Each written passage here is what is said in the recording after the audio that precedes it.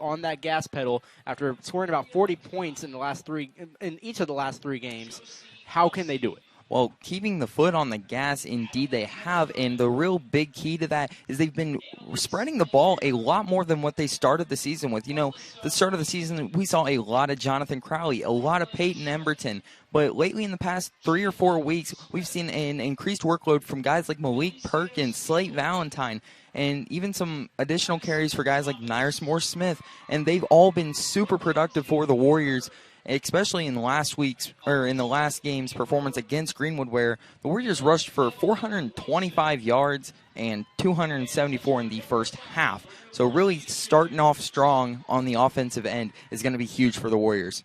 Yeah, starting off strong on the offensive end, and especially with that explosion of new players, new faces making plays on the offensive side of the end. However, it's been the opposite for Terre Haute North, and Terre Haute North struggled in their last final games against Bishop Chatard and then Brebeuf Jesuit. So in that last game against Brebeuf Jesuit, only about 4 receivers caught a pass. Well, and this is it's a pass-heavy team, and that's something you really don't want to see your quarterback going 6 for 21, only having 4 different receivers catch a pass, one of them being the running back. And they have just struggled to get anything going offensively, no points in their last 2 games. Well, the big problem of getting that passing attack is the fact that they've been getting down very early in their games, including against Bishop Chatard. Bishop Chatard scored 40-plus points on Terre Haute North, and all of them came in the first half.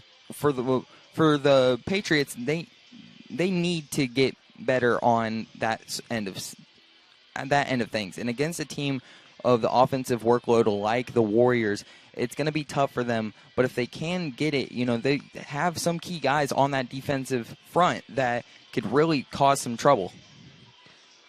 Yeah, and for Terre Haute North, speaking on the other side of the ball, that defense is pretty strong for making up for the offense most of the time.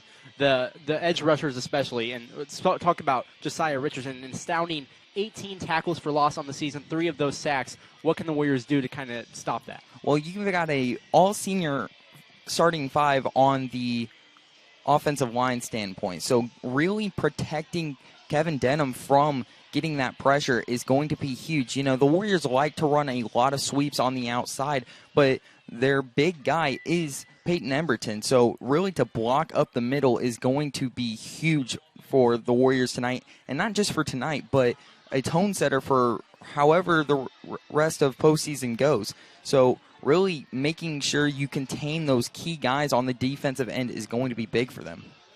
Well, ahead of this game, we caught up with Coach Fisher, who had a lot to say going into this matchup. Let's take a look.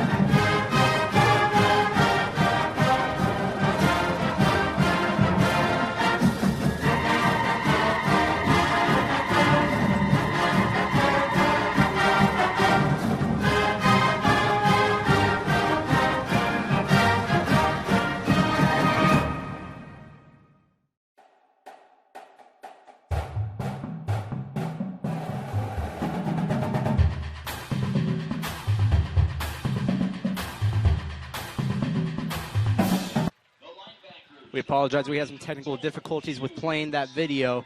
However, we'll get right back into the swing of things. One of the keys in that video was championship effort builds championship teams, and they just have to keep that foot on the gas pedal, which is really important tonight. Oh, especially in the like you said, really keeping that foot on the gas on the offensive standpoint. But a really big, underrated value from their past few games has been the defense. I mean, all season long, you've had the guys that we knew were going to make impact plays. You had Dalton Hughes. You had Mason Darlington on up front. But, I mean, one guy that has really kind of jumped out, we've mentioned him a lot in the previous few broadcasts, and that's Jordan Palmer. And especially with a dual threat type quarterback like how Terre Haute North's is, really the linebackers and the defensive backs are really going to be huge in containing him. You know, bringing back a game against Lawrence North where their quarterback, he was also a dual threat quarterback, he really torched the offense or the defense in some aspects and has gained them some crucial third down turn first downs. So really kind of containing him is going to be huge for the Warriors tonight, and do not underestimate their quarterback's ground game. Warriors ranked number 2 in Class 5A as they're about to come out of the tunnel there. And it has really been, they were ranked number 1 earlier in the season. However, they dropped after losing to Martinsville, but they have really just stormed back with a vengeance since then. Oh, it's kind of like they've had a chip on their shoulder, and now they're taking it out on everyone, including their past 3 games where they've scored 40 in each of those. You see at the very bottom of the screen, Terre Haute North coming out. That's cause of the applause in front of us.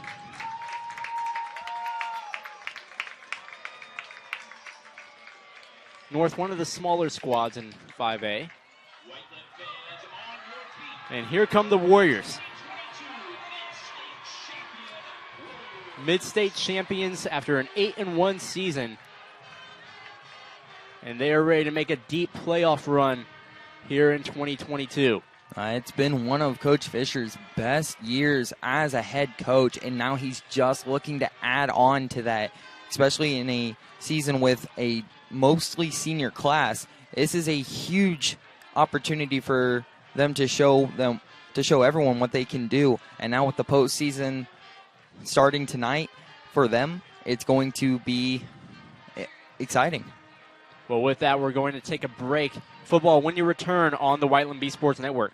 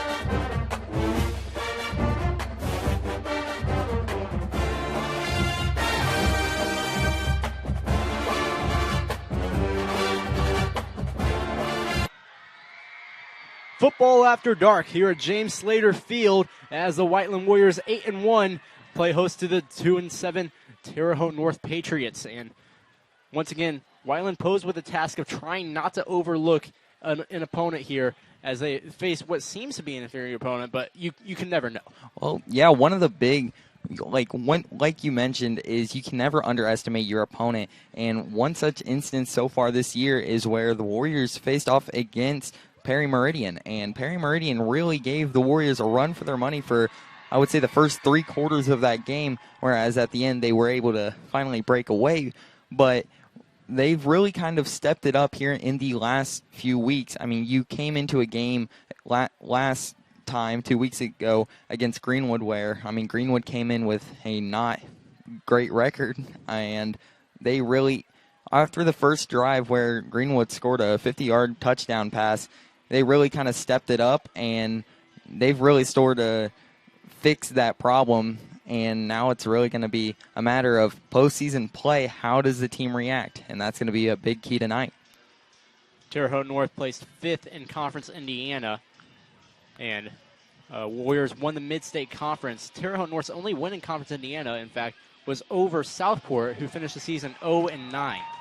Yeah, they did shut out Southport in one of their 2 wins on the season. Their other win coming early on in the season in a 40-point win. And so really you can't underestimate the offensive firepower that they do have. Really, as we've mentioned before the break, it's going to kind of be in the eyes of Bryson Carpenter to really kind of lead the Patriot offense. And we'll see how the Warrior defense can maintain him. So the Warriors won the toss, deferred to the second half. They will kick off David Mathis once again. Mathis so far in the year has kicked off 52 times, averaging 43 yards, 3 touchbacks. 2 of those touchbacks came against Greenwood last week. Yep.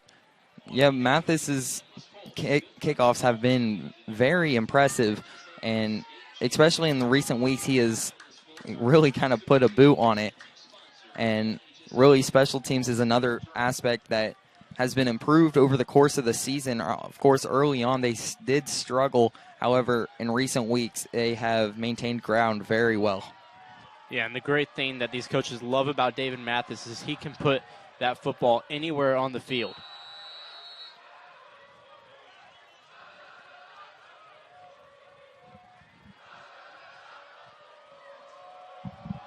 We are off at James Slater Field. Deep to return, that is, I believe, Wire. The freshman wide receiver stumbles a bit, takes a shot from, I believe, Jakari Oliver, and he's brought down. They'll give him the 32-yard line. Yeah, give Wires some credit as Oliver really put a pop on him, but he was able to maintain his footing and gained about probably an additional yard. And now the Patriots will start at their own 30-yard line. So it's Bryson Carpenter in the Patriots offense. Typically a spread offense, and look for a lot of designed QB runs. It's Carpenter's specialty. So to know Donovan Wright in the backfield. 3 receivers to the top of the screen. Carpenter tried to get the Warriors to jump.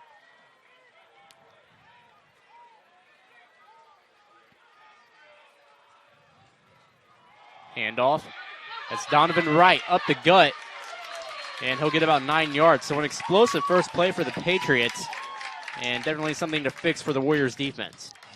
Yeah, this is a guy that not a whole lot of people have seen much of for the Patriots. Donovan Wright, as typically they roll with Damon Sturm as the starter, but he is out. The receivers to the top of the screen again.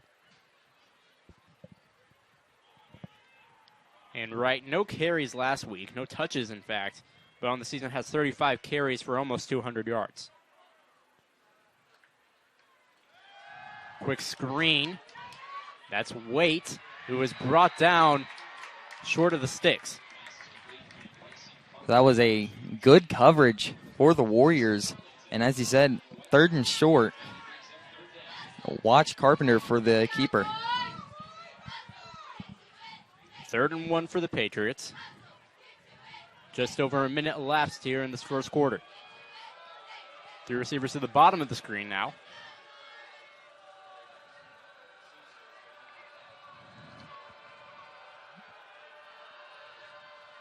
Carpenter takes a snap, dive to right, and they'll pick up the first down after a gain of 3 from the ball carrier. Yeah, so they get the first down on their first few plays, and we've seen that they're kind of running it up the gut with Wright. And we'll wait to see how that progresses throughout the night.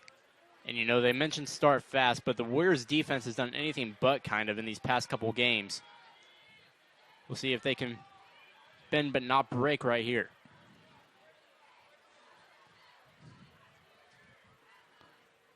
Doubles formation.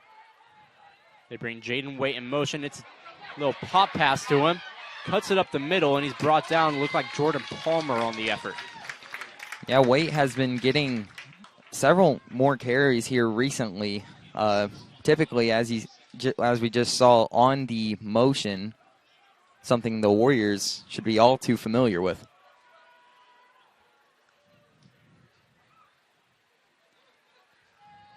And the doubles formation once again. They bring Waite in motion. Another pop pass to Waite. Waite will take it around the outside, and he's dragged down by Caden Milligan. That's going to be close. It's going to depend on the spot. It'll be 3rd and 1 once again for the Patriots. Yeah, so for the Warriors now, they saw the 2 outside runs / pop passes, as you mentioned. Now look for the inside as they did on that last 3rd down.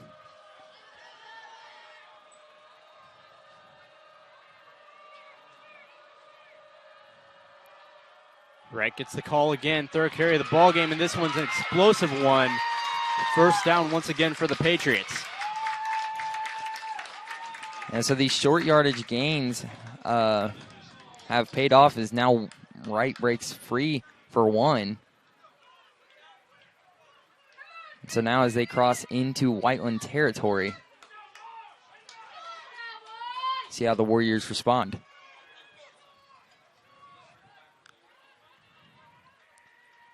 Play action. Over the middle. The hit delivered, but nonetheless a completion to Connor Bray, the 6'2 senior wide receiver. That was an absolute strike from Carpenter as he placed it perfectly just over the top of the middle linebacker. And now consecutive good plays for the Patriots. Patriots running a low up tempo here. Hand off to Wright.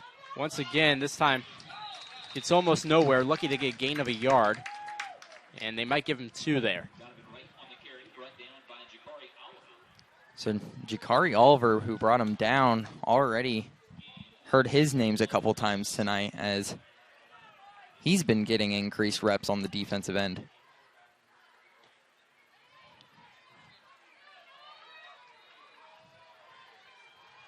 Three by 1 to the bottom of the screen. Carpenter tries the hard count, does not avail.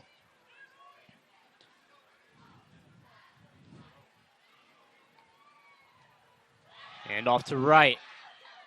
And what a great flow by the defense there. Only containing him to maybe half a yard. It will be 3rd and a long 8. Yeah, it looked like... Long 7, pardon me.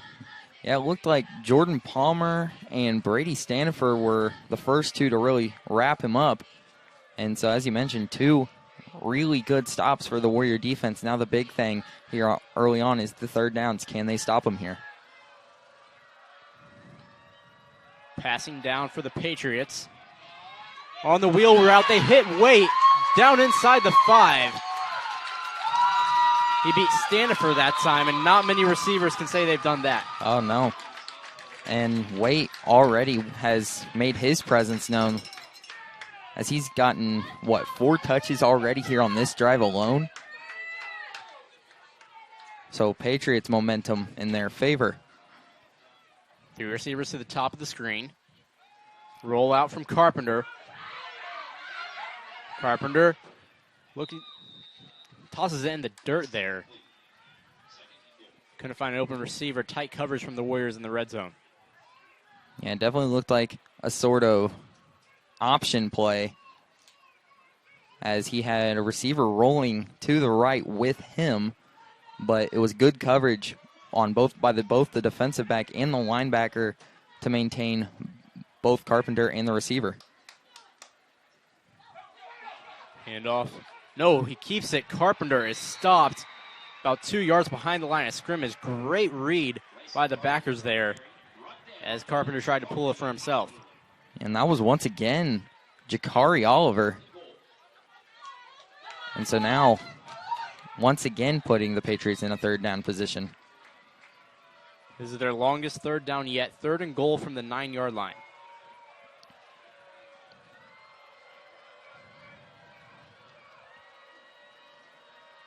Carpenter takes a snap. Forced out of the pocket. Scott Harden applying pressure. He floats it up, and it's out of bounds. That'll bring up 4th and 9, and the field goal unit comes on for the Patriots. So the Warriors' goal line stand does prevail. You know, you would, in that situation, after the drive they had, probably were looking a lot at weight and weren't really giving them a lot of time to, or wasn't giving Carpenter a whole lot of time to be in the pocket. So it's Jack Butwin, the junior kicker. Up and good, and the Patriots jump out to a 3-0 lead.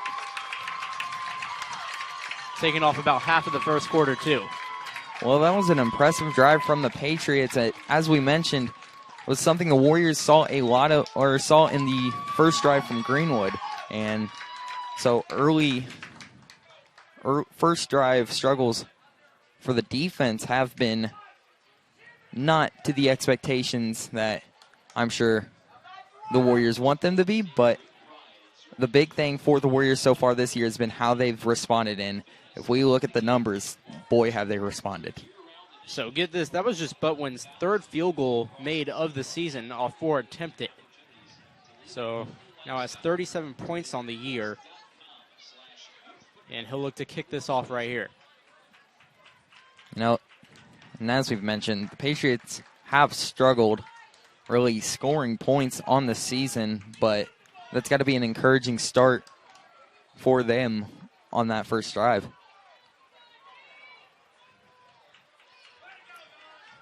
So the Warriors' return team has been explosive all year round, especially with Jonathan Crowley back there.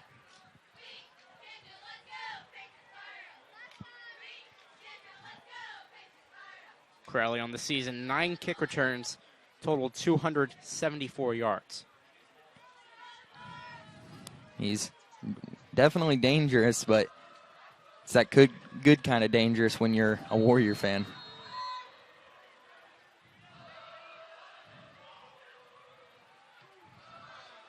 Kick is off.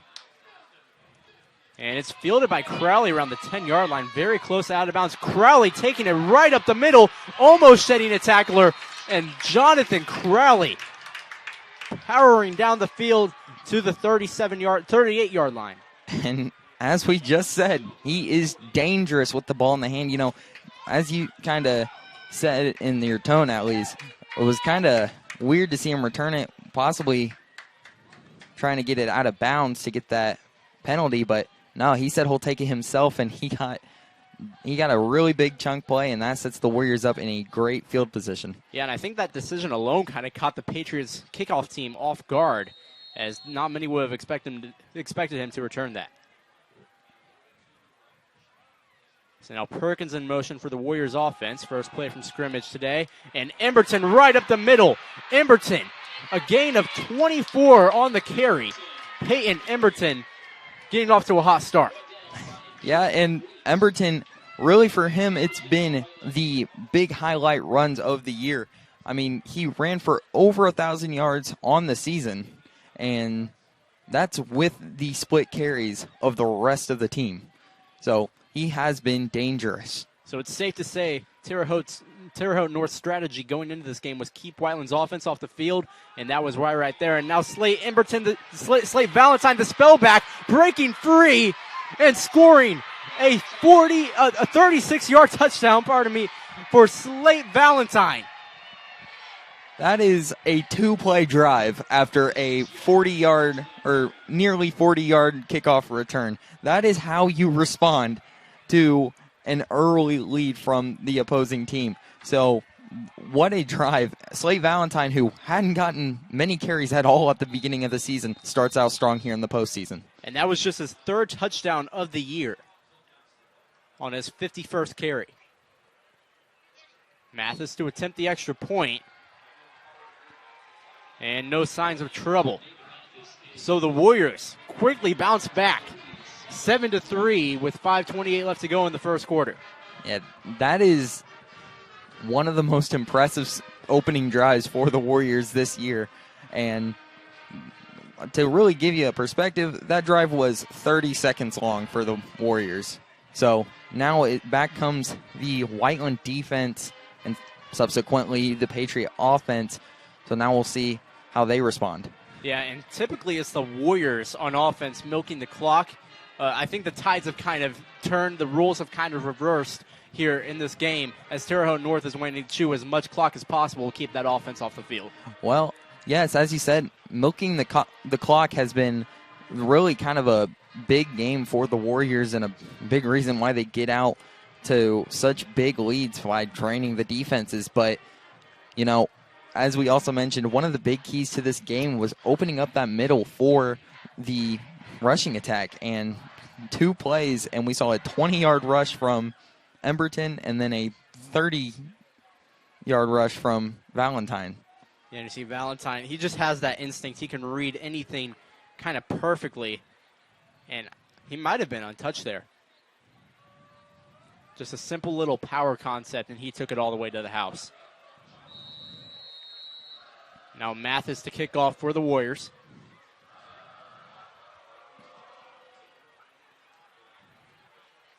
Wire to return again for Terre Haute North. And he ran into his own blocker there. Brought down forward progress. We'll track him at the 23-yard line.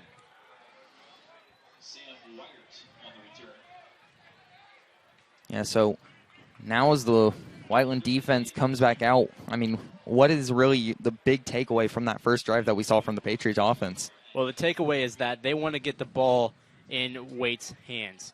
And he had about 4 touches there. And I think he was a key read on that red zone play that kind of, stopped them on 3rd and 9. Carpenter has his favorite target locked and loaded. It's just a matter of can they connect. Handoff this time, it's Josiah Richardson. Typically playing D-line, but he's gotten more and more carries these past 2 weeks, especially with the absence of Sturm. And, whenever you see a big running back like that, almost acts more of a fullback, I mean, tough guy to bring down, especially playing the defensive end, so he knows a thing or two about really power. Yeah, if you take a look at his vitals, 6'1", 265, and he runs with all 265 as he's brought down after a gain of 1 there. He'll bring up 3rd and 4 for the Patriots.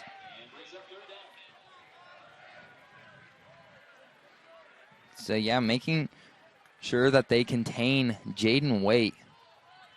And you can see Hughes lined up across.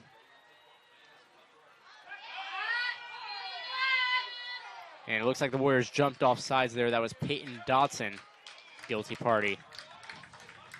And we've seen Carpenter with that snap count.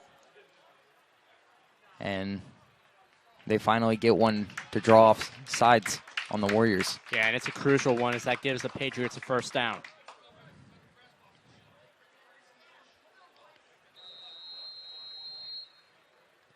Three receivers at the bottom of the screen.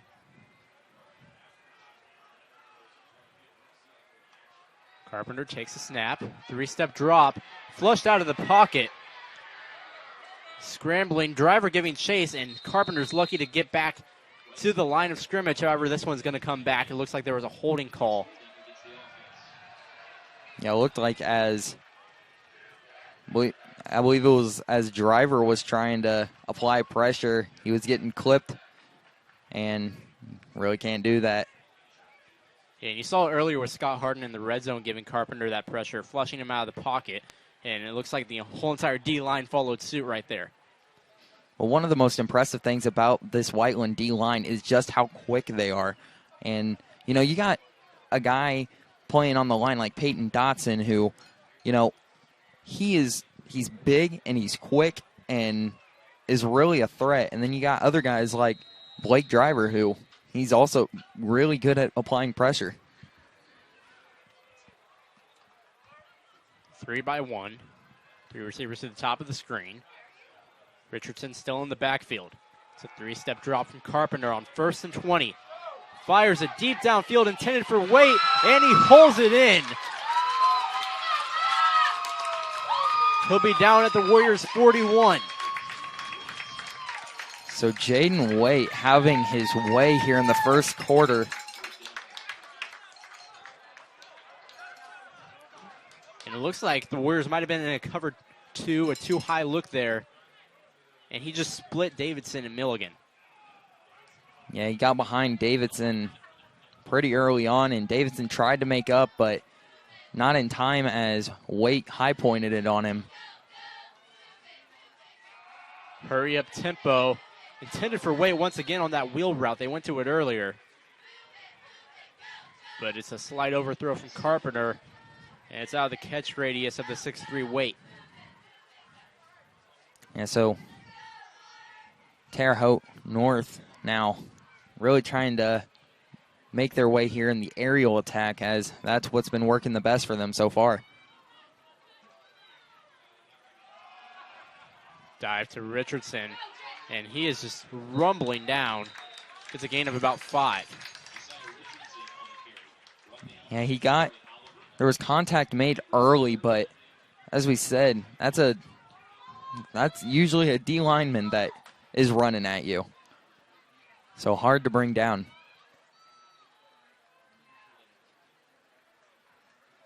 Carpenter tried the hard count again there. Carpenter, 3-step drop. Firing deep downfield. It's Waite again. And they're going to call pass interference on Crowley here. Yeah, regardless of... So it looked like a simple slot fade. Don't know if it was a corner. Don't know if it was a post. But either way, Crowley looked to get in the way there. Yeah, after the way Waite has really been performing here in the first quarter, the Warriors now trying to find any means to stop him, and I mean that was already almost his second big play here on just this drive alone. So we'll move the spot up to the 21-yard line. 1st and 10 for the Patriots.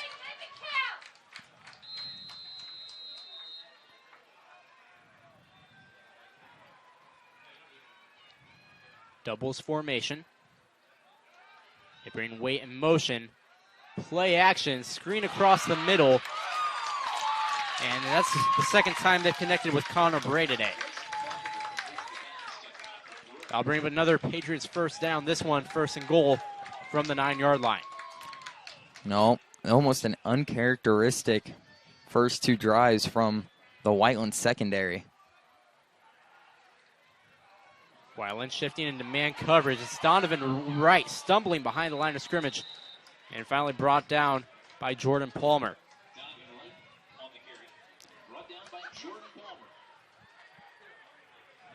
Yeah, it looked like he had space on the outside, but as you mentioned, tripped up behind the line of scrimmage to really gain Palmer that ability to catch up to him. So really an interesting substitution here. They go with, kind of the hard hitter Richardson for most of this drive, but once they get into the red zone, they go with Donovan Wright, the speed back. Carpenter rolling out. And looks like there was holding in the backfield as the pass was incomplete. The pass was intended for Will Blundell. So now the second hold of the drive And they're really struggling with that speedy D-line that the Warriors have. Now, where the Warriors really need to look at is, especially from the penalties that Patriots have had thus far, watch the aerial attack and don't let Jaden Waite burn you. That's really got to be a big thing on the Warriors' minds right now. So it's 1st and 21 for the Patriots. Pardon me, 2nd and 21. After that holding call. Doubles formation, they bring Waite in motion. Play action. Darlington giving chase. Carpenter flushed out. Holds it. And it's out of bounds. And it looks like Connor Bray couldn't come down with that one. Yeah, it looked like Bray was trying to keep his feet in bounds as he was trying to give some help to Carpenter. But once again, the good front rush from the Warrior D-line has been causing Carpenter some trouble on the rollouts.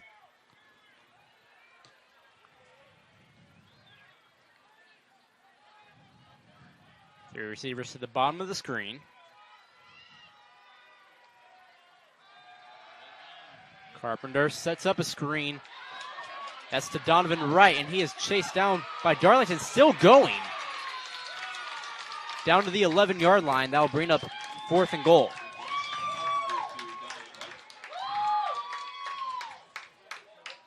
So now a decision to make. 4th and goal from the, I believe it's the 12-yard line.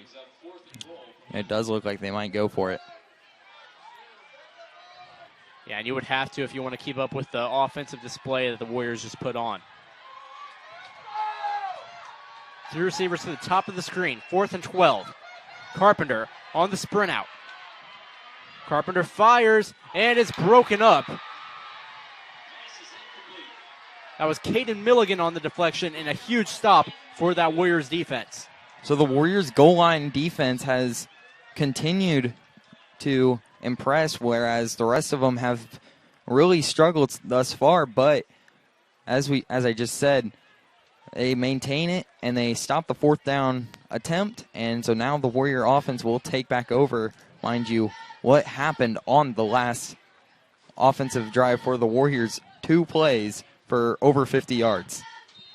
Yeah, those 2 plays was a 24-yard carry from Emberton, followed by a 36-yard touchdown rush from Valentine. Emberton back in, and he'll take it up the middle. His shortest run of the day, still 9 yards. That's really kind of been how Emberton's season's kind of been going, as I believe he's averaging over 5 yards a carry, which is just absurd.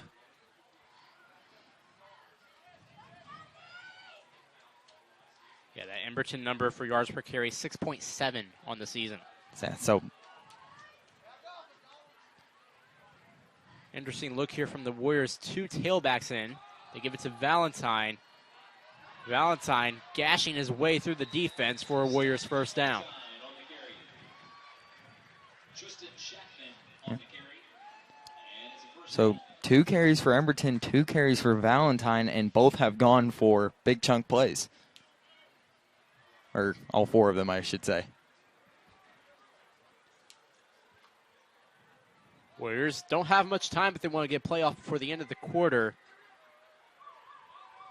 And they'll take it to the quarter. We'll take a break along with them. Football when you return on the Whiteland B Sports Network.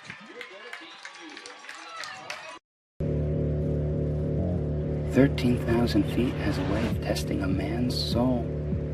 After all, you were never meant to take on such an endeavor. That long drop is what separates human from superhuman. And here we are, right here, right now." You're good at motivation, we're good at your insurance. Start with Indiana Farm Bureau Insurance and stop knocking on wood.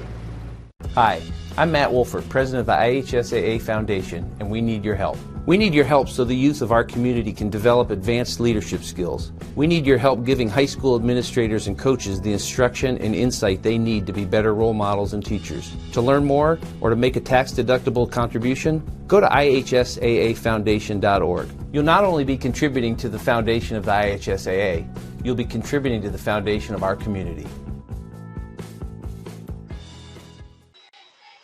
Welcome back to James Slater Field, and we have one word to recap that first half. It's first quarter, pardon me. It's offense, and there was a lot of it on display here in the early minutes. Yeah, both defenses have struggled, whereas for the Patriots, it's been their success through the air, the Warriors, the normal through the ground, and both teams have sort of made their way. The one difference, a Warrior fourth down stop and a field goal.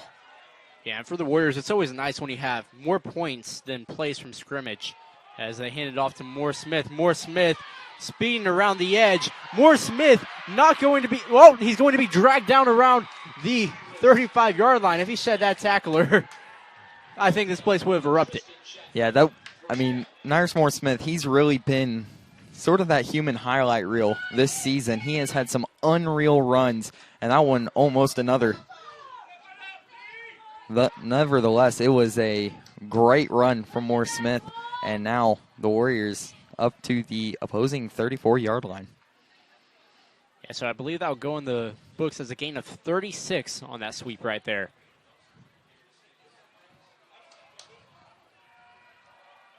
Crowley in motion. And off to Crowley. He's going to cut up the middle. He's dragged down.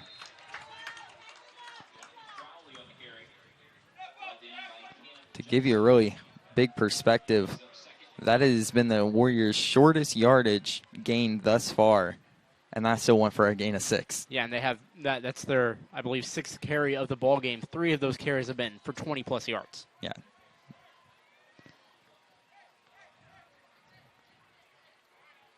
Perkins, the single back. They shift the formation. Toss to Perkins around the outside. And Perkins is going to score. Touchdown Warriors, Malik Perkins. So Malik Perkins now, after having himself a nice few past weeks, and he continues his first carry of the game, goes for a 29-yard touchdown. Yeah, and that's only his 2nd touchdown of the year on the rushing end of things. However, that's his 36th carry, and he's now over 300 yards on the season.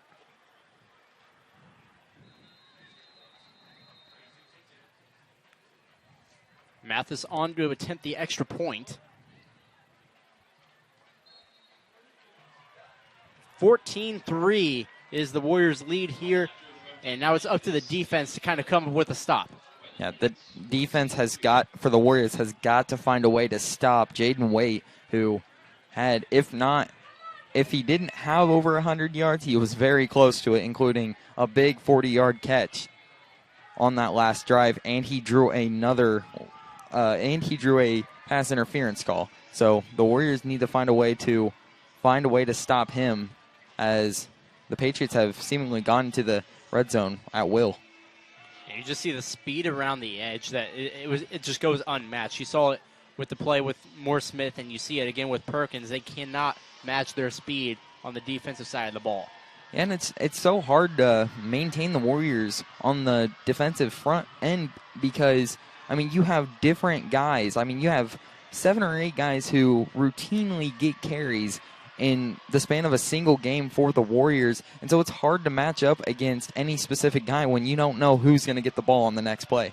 Yeah, and especially stamina-wise, if you're the same guy and you're going up against 3 different guys, it's going to take a toll on you and not a toll on them. Yeah, you got someone of the power and strength of Peyton Emberton, but then the very next play you have the small stature and speed of Malik Perkins. That's a tough matchup for anyone. Mathis to kick off for the 3rd time tonight. And this one a little bit of a pooch kick. And are the Warriors going to recover it?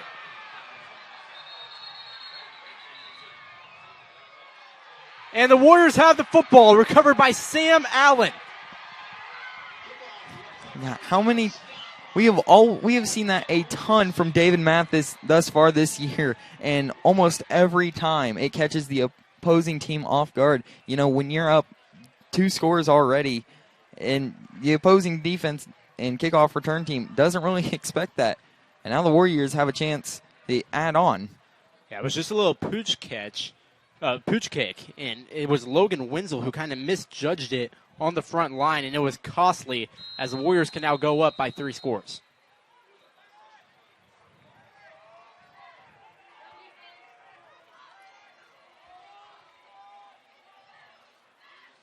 It's a reverse to Moore Smith around the outside. Great block by Armstrong, but it trips up Moore Smith on the back end. However, it's a first down. Yeah, as you said, it was a hard-hitting block from Armstrong, and so now the Warriors already back to their own 30, or to the opposing 30, I should say. Warriors 1st and 10 from the 29-yard line.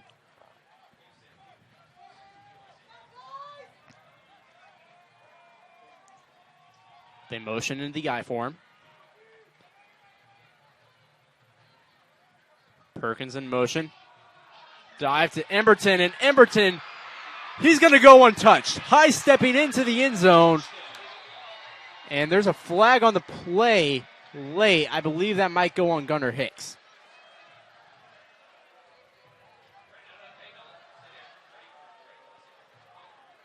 Yeah, I believe you're right, as it looks like the Warriors may be walking back.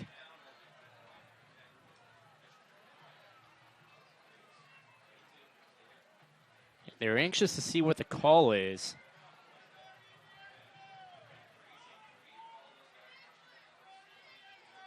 And Warrior fans are not pleased with that. I believe they called it unnecessary roughness on Hicks, or an illegal block in the back, pardon me. But Warriors could argue that Emberton already had scored on that play. I almost thought maybe they threw the flag on. I couldn't tell who it was, but that caught up to Emberton, as it looked like as soon as he was in the end zone, the defender came up and kind of was trying to punch the ball out late.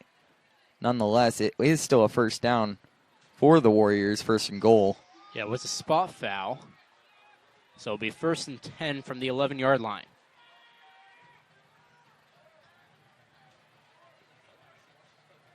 Crowley in motion. Emberton once again only get a gain of about 4 as he's brought down at the 7-yard line. Now, with how much the Warriors have ran now, you almost start to wonder, could we possibly see that classic Denham to Cooper bootleg pass here in the goal line? Warriors break the huddle. 2 tailbacks in now. Valentine and Emberton.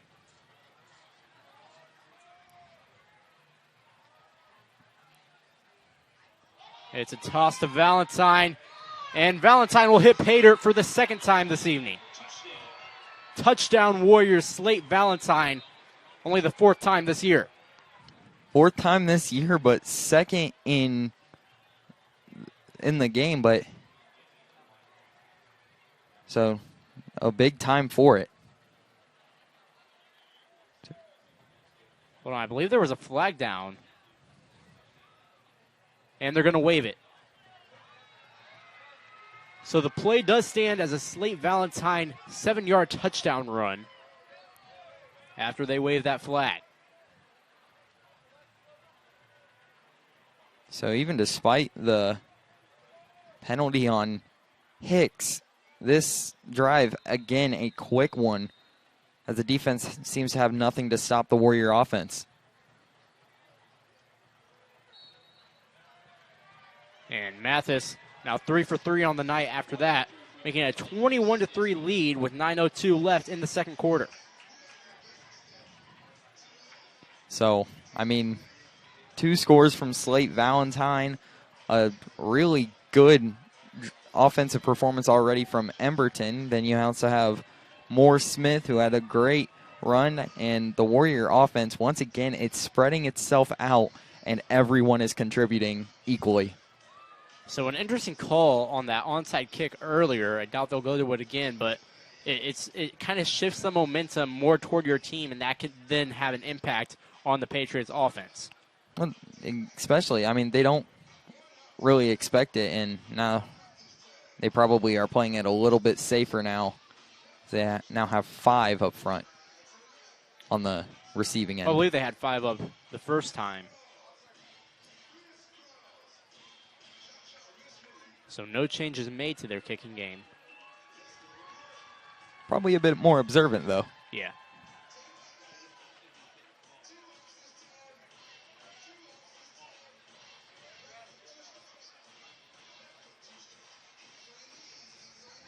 Mathis now to kick off for the 4th time tonight.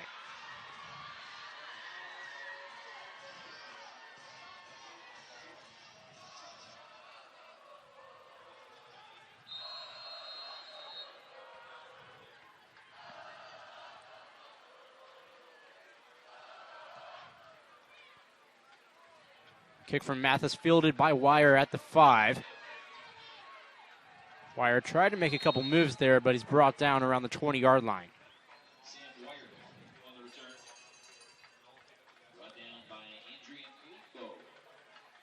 So now as the Patriot offense comes back out, despite the good drives that they have had, they find themselves in a familiar position for first halves.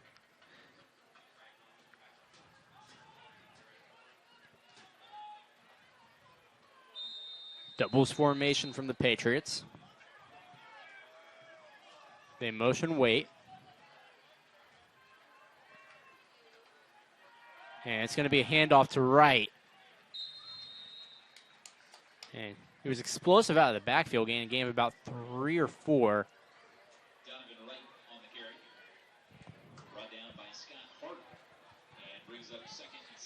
So the Warriors' interior rushing defense has been solid to start.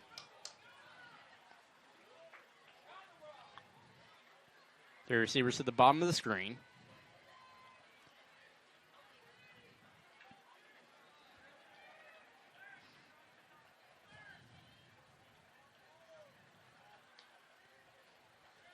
Play action.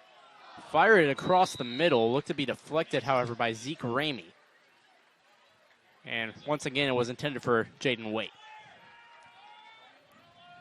When you have a guy on fire like Waite has been here in the first half, he's got to be your primary target, as he just was on that last down, but especially now with them being down 3 scores. 3rd and 6. Set up a halfback screen, has Wright wide open. And it'll be enough for a Patriots first down. So that screen kind of caught the defense off guard there. The second time they've gone to it, and the second time it has been successful. Well, a screen can be either costly or it can be extremely effective, and thus far it has been effective, especially on late down play calls.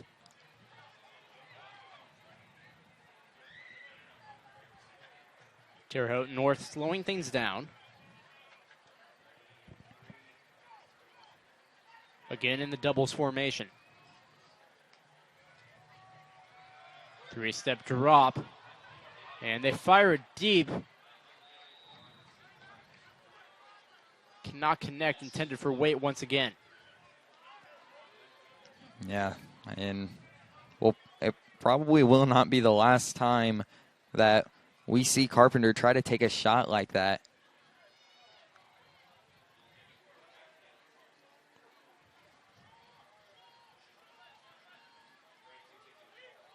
The receivers to the bottom of the screen. 2nd and 10 for the Patriots. Hand off to Wright on the read option. And he is brought down after a gain of 2. Jakari Oliver once again making his presence known in that front 7. And now once again, 3rd down. Credit to the Patriot offense. They've been good thus far. But now the Warriors need to find a way to stop them through the air on third down. Three receivers to the bottom of the screen once again. Three-step drop from Carpenter. He's got to take a shot. He has weight again, and it's picked off by Moore Smith.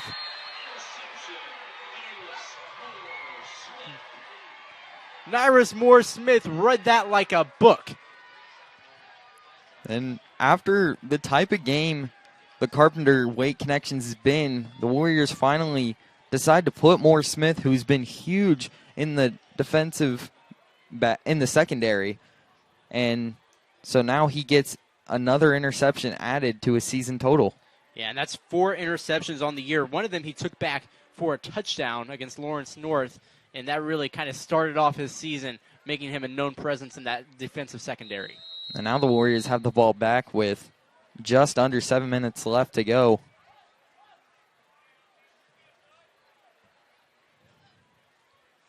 Crowley in at sweeper.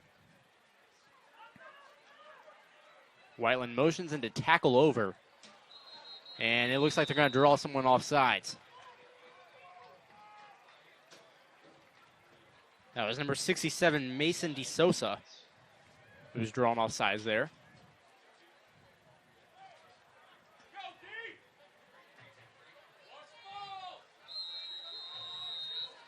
So we'll bring up 1st and 5 for the Warriors. Warriors in the I form. Once again, tackle over. They hand off to Crowley. Crowley cuts it off the middle. And he's still going. Still on his feet. Jonathan Crowley. About 12 yards after contact on a gain of about 20. You know, you typically hear the team carrying your team on the back. How about carrying the opposing team on your back? Crowley it seemed like he would get stopped after a good chunk, but then he said that he's going to continue. So now a good chunk play from Crowley and yet another first down for the Warriors. And I think the thing these coaches love about Crowley is his legs never stop churning. Even if he's brought down, he'll somersault and keep on running. Perkins in motion that time. First pass of the evening and wide open on the seam. Cam Cooper for the Warriors score. Yeah, and Cooper was open for about a 5-yard gap between him and his defender. And yet another Denham to Cooper connection for a touchdown. It's been fun to see them worked this year. And Cam Cooper, get this, that's his 4th touchdown of the year, all coming in the last 4 games. He's been huge.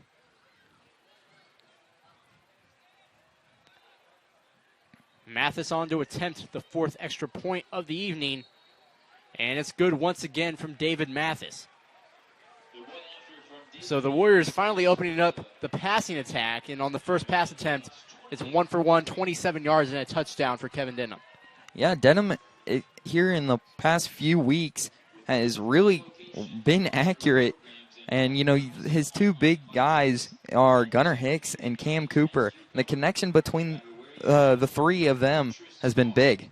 Yeah, and you see here, Terre Haute North is just going to sell out for the run. They're in man coverage, and Cam Cooper easily just had everyone fooled as he ran up the seam. So yet another impressive drive from the Warriors has them up by 25 with still 6 minutes to go here in the quarter.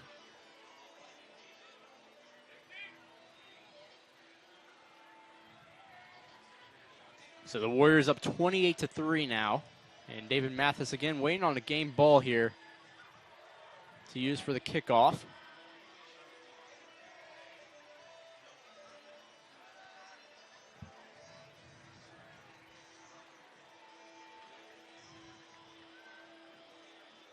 And you can see once that momentum turned, Terre Haute North just immediately started making mistakes on the offensive end.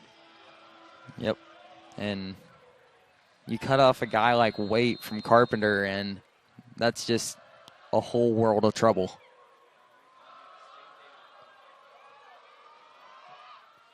Kick is off from Mathis, a high flyer fielded by Wire at the 10. Wire tries to cut back, but he's brought down Looked like Dalton Hughes making the stop along with Connor Grismer.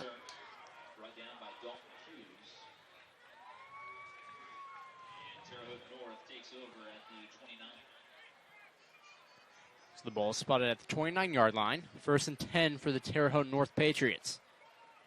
We'll see how aggressive they start to play this, as now the past, say, 5 pass attempts from Carpenter has gone nowhere, as the Whiteland secondary is now starting to come alive.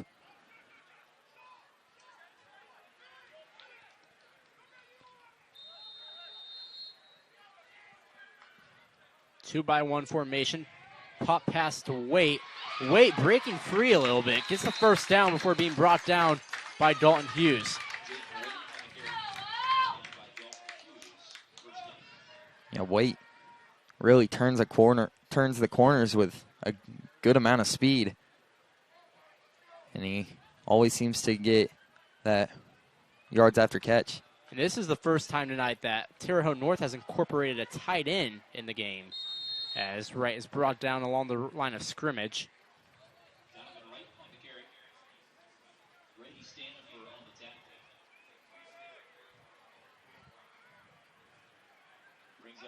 Yeah, Stanifer the first to get to him, and then Milligan came in to lay the pop.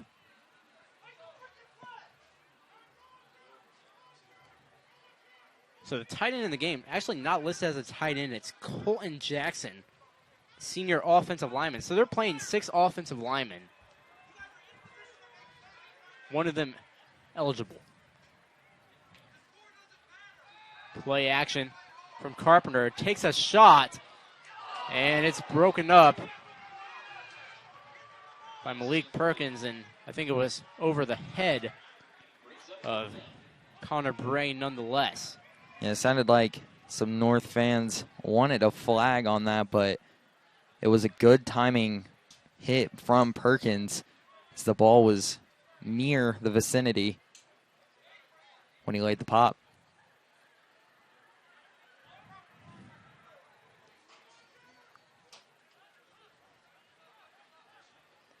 So an unbalanced formation here for Terre Haute North. They have tight end quads to the top of the screen. Sprint out, right leading. And they fire it. It's broken up. Intended for Will Blundell, who cannot hold on to the football.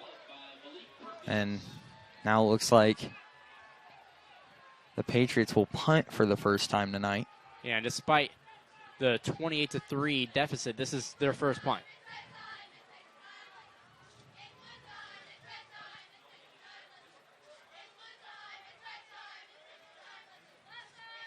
So it looks like Will Blundell will do the punting duties.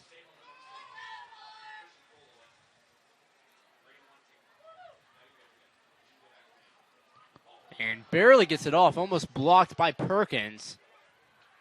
And it's going to take a good roll for North down to the 18-yard line.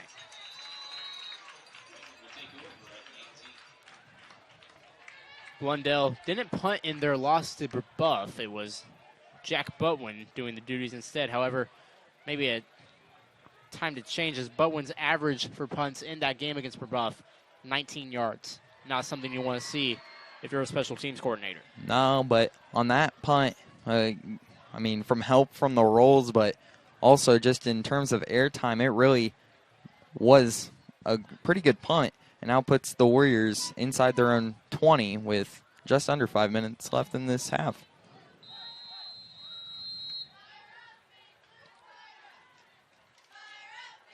Crowley in at sweeper for the Warriors.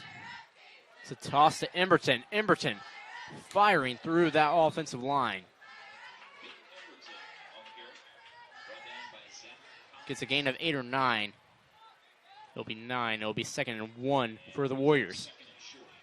Yeah, Emberton just so explosive off the gate and really just bull rushes his way into an 8 or 9 yard gain every time, as you said earlier. Average just over 6.5 a game.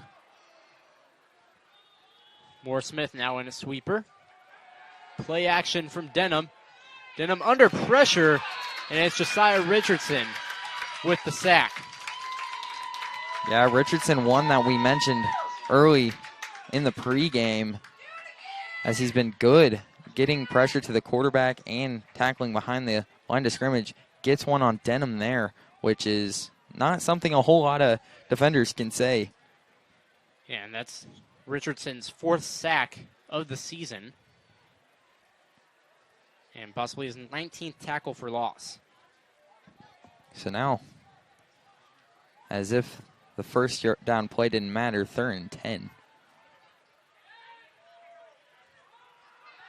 Play action once again. This time a screen to Emberton.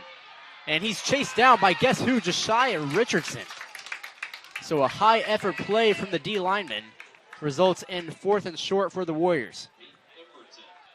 We'll see what they like to go with. 4th and 2. And what seems to be an obvious punting situation here, backed up in your own territory. Terre Haute North is going to make the Warriors think about it. Well, when you're the Warriors, you know, they've been getting their way on the rushing attack, so why not? Up 25. Yeah, and on that drive, the Warriors kind of seemed a little pass happy right there, going for 2 attempts. One did connect with the screen, but the other one resulted in a sack. And it's really just an unnecessary rush of yards when you can run it and get about 10 yards every time. Yeah, it is a little bit interesting that they do elect to go for the passing game, but there's one thing we've learned from the Warriors and Coach Fisher thus far this season. It's that even up big, they are not afraid to pass it on you. They're going to make you work to get the ball back, and I guess that was Fisher's way of trying to tell the Patriots, hey, defense needs to wake up or else we're going to run it down your throat even more.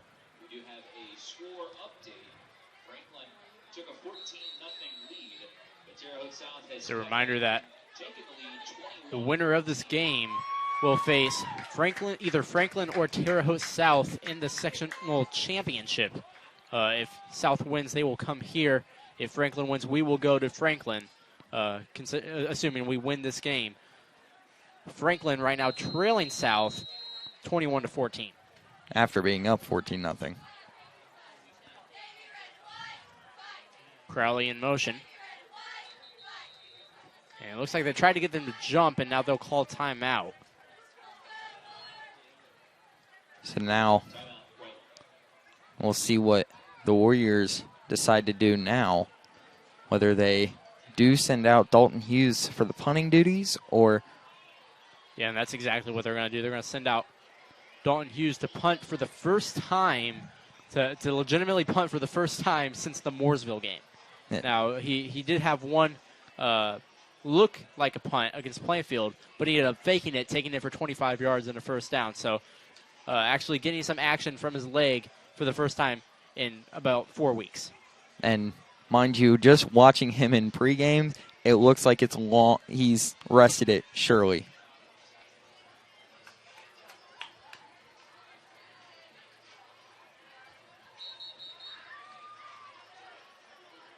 So the Patriots ushered out of the huddle, taking their sweet time.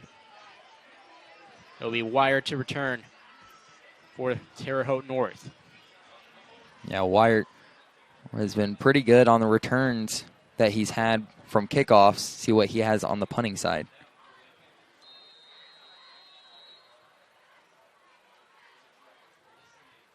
And it's a fake. Dalton Hughes off to the races. He gets a good block, and Hughes could go.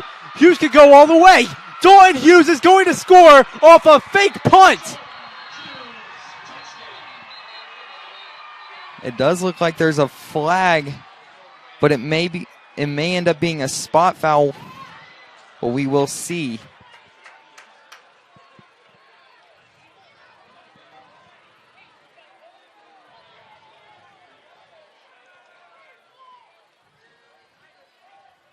So the spot foul is at the 48-yard line. However, it's a first down regardless. And Dalton Hughes showing off the Jets.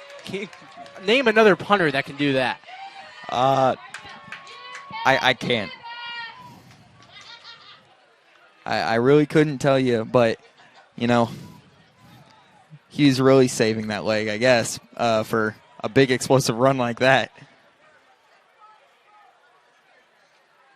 But now the defense, once again, cannot get off the field.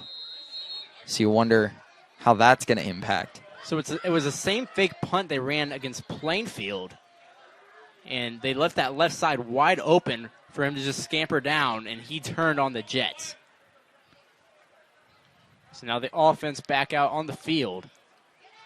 Crowley takes a sweep. Crowley cuts it up. Crowley around the outside. Another flag down as Crowley is tripped up around the 25-yard line. So looks like the Warriors getting a little bit handsy now on the blocks, as this is once again probably coming back.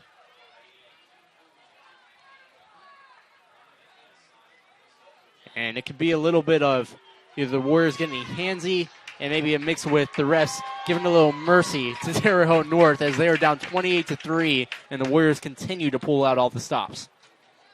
Yeah, well, I mean,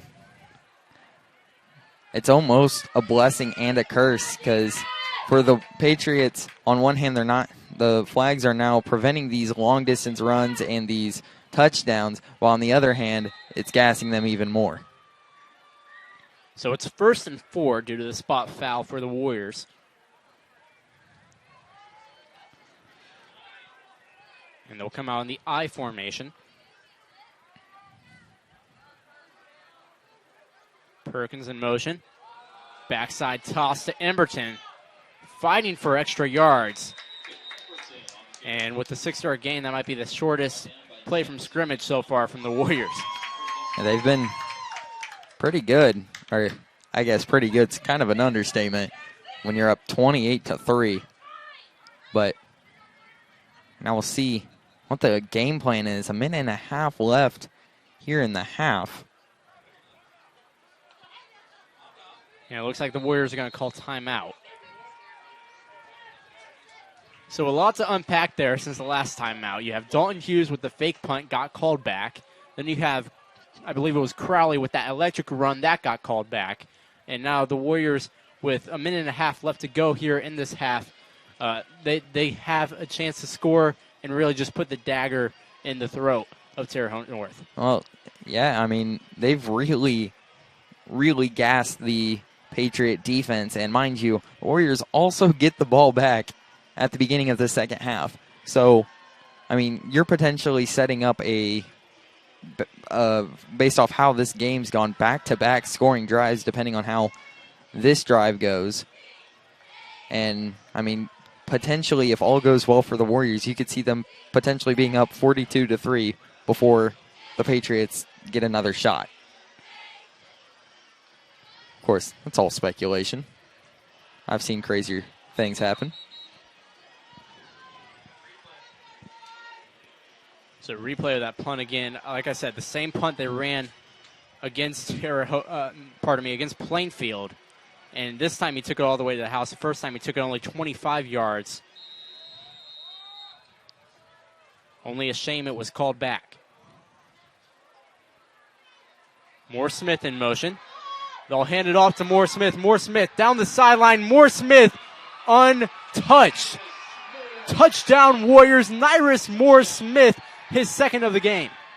And, I mean, Nyrus Moore Smith, really, when he turned that corner, you almost thought he'd get a good chunk play, but that he'd potentially get stopped. But you can't underestimate the speed of Nyrus Moore Smith. He does that seemingly every week in and week out, whether it's a touchdown or a big chunk play, and he turns on the Jets for another touchdown for the Warriors.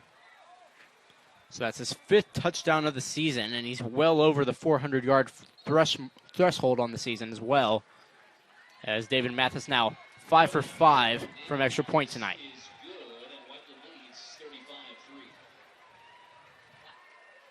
So just like that, the Warriors scoring about 3 touchdowns, almost 3 touchdowns on that drive.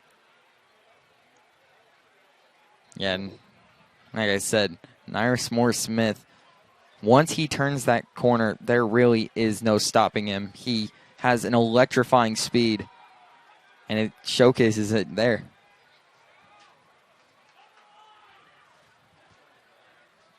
So the Warriors now up 35-3.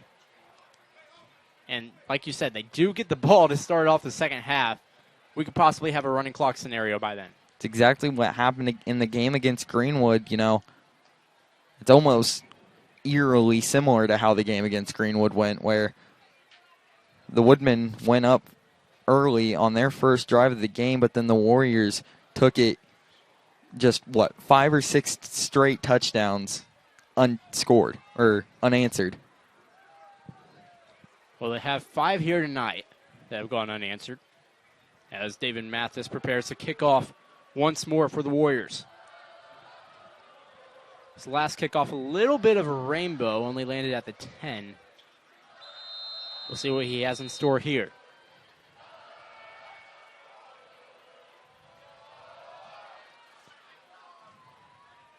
Fielded at the 8 by Wire. Wire tries to take it around the outside, but he's forced out of bounds, losing his footing. They'll spot him at the 25-yard line. You know, you mentioned how the last kick for Mathis had went to the 10. You know you've got a good kicker when you can say it only landed at the 10. But Wire been pretty good on the returns for the Patriots tonight. So with a 32-point deficit, it's interesting to see what the North offense has in store here as they fire it into the flat. A great one-handed grab by Waite. However, it's only for a gain of 4 yards. So it does seem like the Patriots are going to try to at least get into field goal distance or in field goal range. But as you mentioned earlier in the game, their kicker only 3 on the year. 3-step drop back. This ball was tipped and is picked up by Dalton Hughes. Dalton Hughes is going to get the touchdown back, and he scores and puts it up 41-3 for the Warriors.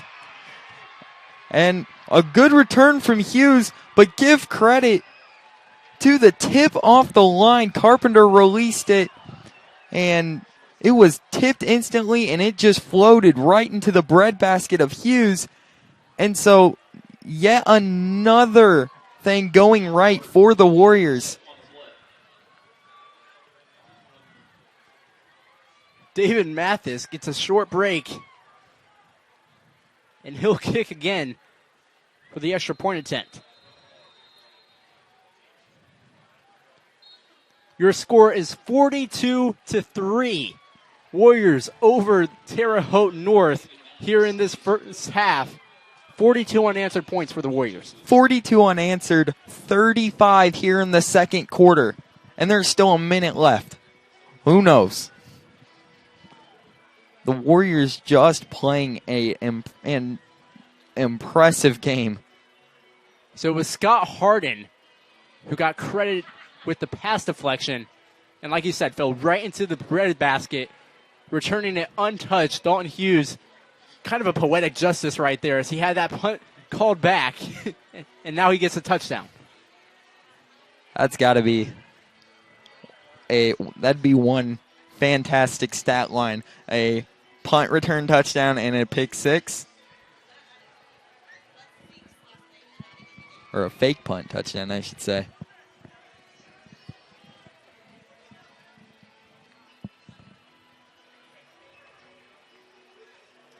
So Mathis will prepare to kick off for the 7th time in this first half.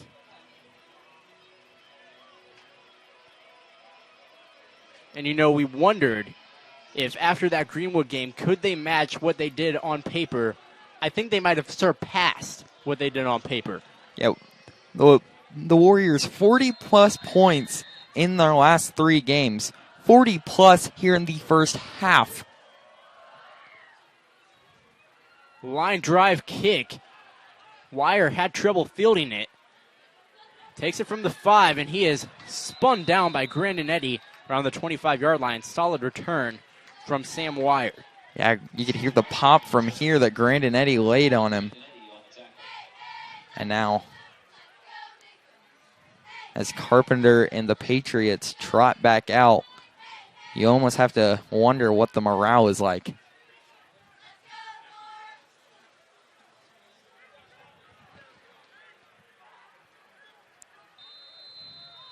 So it looks like there's a little bit of miscommunication by the Warriors defense. Have some guys sprinting out there late.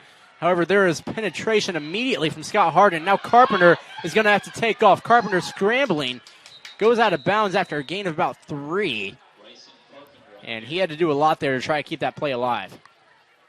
Yeah, we mentioned it pre-game. Hadn't seen much of it, but the athletic ability of Carpenter. And he has spun to avoid the sack, as the defender was closing in on him. 3 receivers to the bottom of the screen. 3-step draw from Carpenter. Now he's scrambling once again. Dotson giving chase.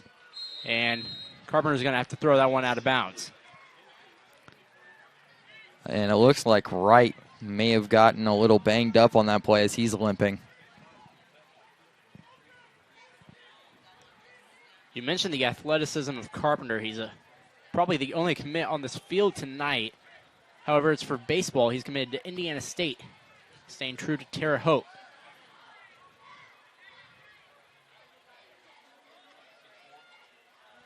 Hand off to Wright, and he is dragged down immediately. Jakari Oliver once again.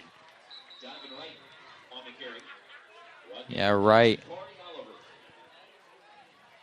An interesting call, as Wright is definitely not feeling at his best.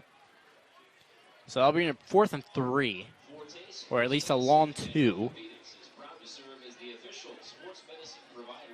And it's wild to say, but does Terre Haute North really want to give up a short field to Whiteland with 32 seconds left? As explosive as Whiteland has been, they could probably put another touchdown on the board before it's all said and done.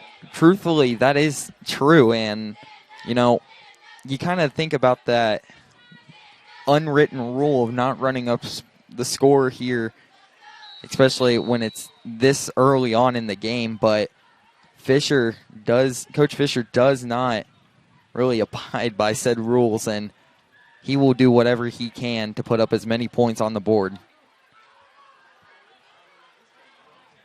So Crowley still deep to return. The offense is up for Terre Haute North. Sprint out play. Connects with Waite, and he is driven back by Brady Standifer. However, he gets forward progress and a first down to go along with it. So, as you mentioned, definitely a risky call, but they go with their sure-handed guy. Yeah, and that's only the second time they've designed a sprint out for Waite. We'll see if they go back to it here. No, they don't. Carpenter shifty in the backfield. He's going to heave it deep. And it's going to be deflected by Caden Milligan, almost picked off. And I think that might have been quintuple coverage right there. That is 5 guys covering Waite deep in the defensive secondary. Yeah, and as you mentioned, it just 5 guys covering Waite. Carpenter just trying to force it to him to get anything to work. And now if you're the Patriots, if you're trying to go for a Hail Mary, you almost need a short pass and then a timeout just to even have a chance to get the distance. 3 receivers to the top of the screen. And they're going to set up a screen. This is to Wright once again. And he is going to be dragged down, going nowhere as time will expire here in this first half. Your score at the half, 42-3. Those 42 points unanswered for the Warriors as Whiteland leads going into halftime of the sectional semifinal. We'll take a break. And football when you return on the Whiteland B Sports Network.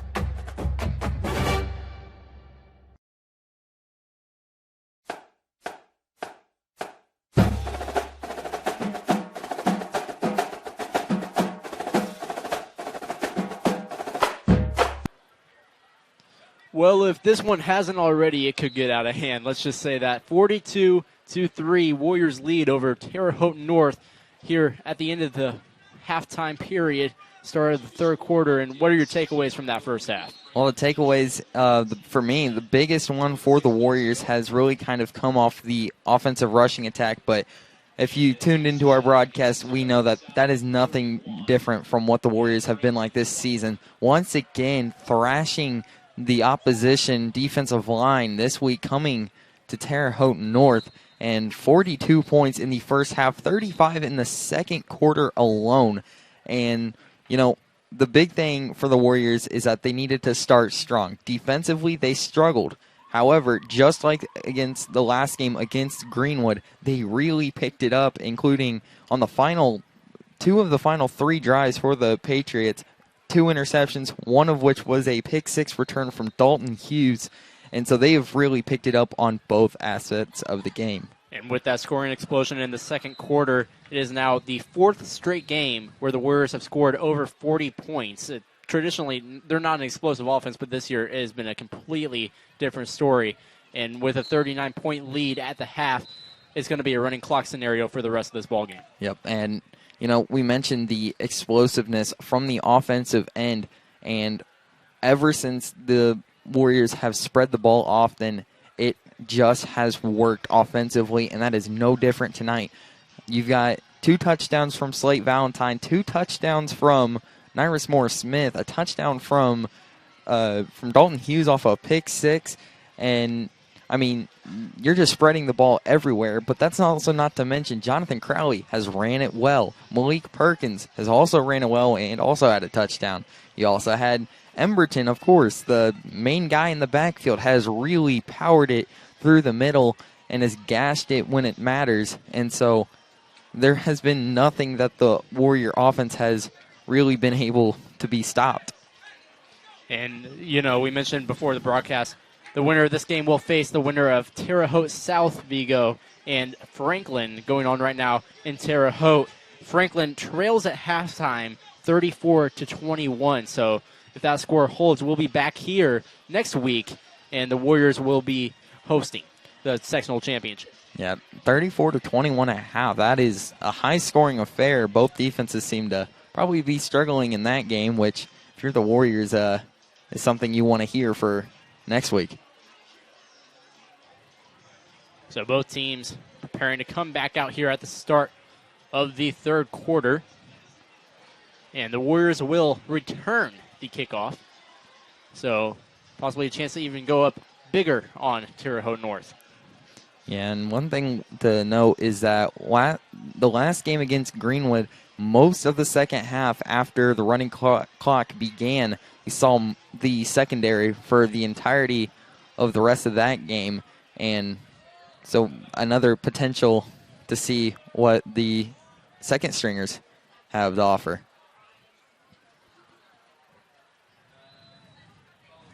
So the Warriors' kick coverage kind of playing up a little bit close to, they're copying Terre Haute North's bunch formation right now. Well, after the first half where you saw David Mathis pull off the onside. Yeah, anything really goes here in this third quarter.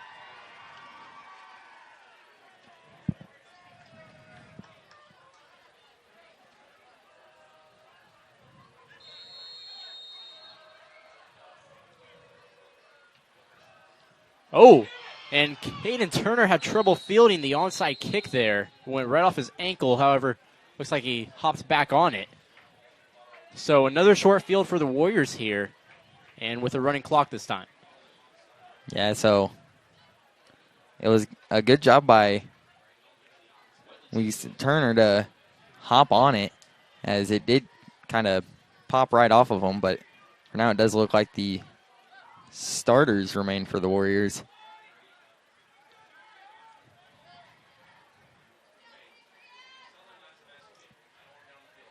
Ball spotted on the right hash, pardon me. After that onside kick. Emberton split out. Yeah, you have Moore Smith, the single back. And they're going to throw a fade to no, that's Hicks. A fade to Hicks. He catches it, gets the first down, and about 5 yards afterwards, still pushing the pile. And they can't seem to bring him down. Gain of 19 off the catch from Gunnar Hicks. I believe that is the same way the game against Greenwood went, where they passed out the gate in the second half.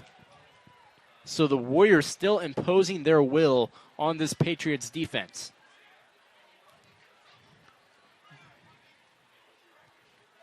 So now Stanifer in.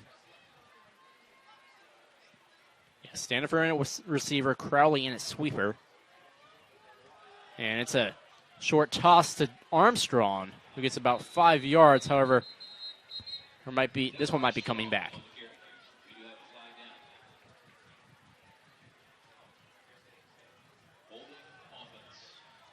Yeah, so it is a holding on the Warriors.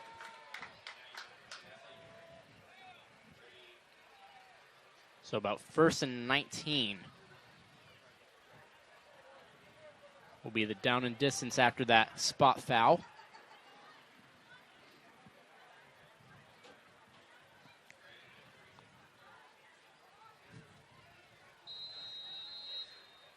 You just think about how great this offense has been here in the past 4 weeks for the Warriors. It's been good all year long, but the performances they've been putting on has just been astounding. Play action from Denham. He has Cooper on the boot. Cooper's second reception brings up 2nd and 5 for the Warriors. So like you said, passing right out the gate, they are not scared of it here in this second half. Especially on a 1st down and long, and you're up this significantly. Why not? I mean, as you progress further into the postseason, it won't always be the running game, and you'd have to use that passing attack some. So using it now to really see how effective it is. They shift from spread into the I form. They bring Crowley in motion, and now it's Valentine up the gut. Valentine had a touchdown earlier in that same spot. However, he's brought down after a gain of about 6 or 7 after that. First down for the Warriors once again. Just moving the ball at will.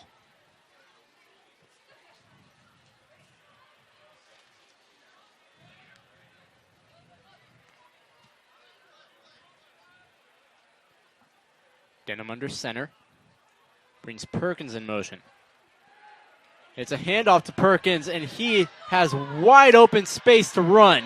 Malik Perkins with the Warriors touchdown. His second of the night. So that's 3 guys with 2 touchdowns in this game. Perkins, Valentine, and Morris Smith. So now David Mathis on to attempt the extra point, trying to make it 49-3.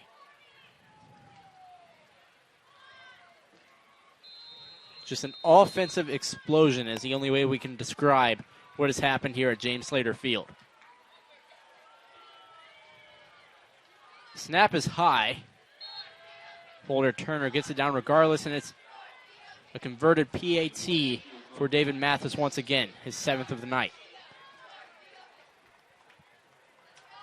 So now the Warriors just maintaining the dominant performance on the offensive end, a running clock, and yet they only shave off a couple minutes from that. And you see that defensive end, I believe that was McDonald, Jackson McDonald, the freshman linebacker, that kind of shot the gap there and missed him by inches. And once Perkins just turns on the afterburners, he is gone. Yep. The sweepers have been playing a heavy game tonight. And their dominance after beating the defensive backs and the ends has really just been prominent in gaining this giant lead.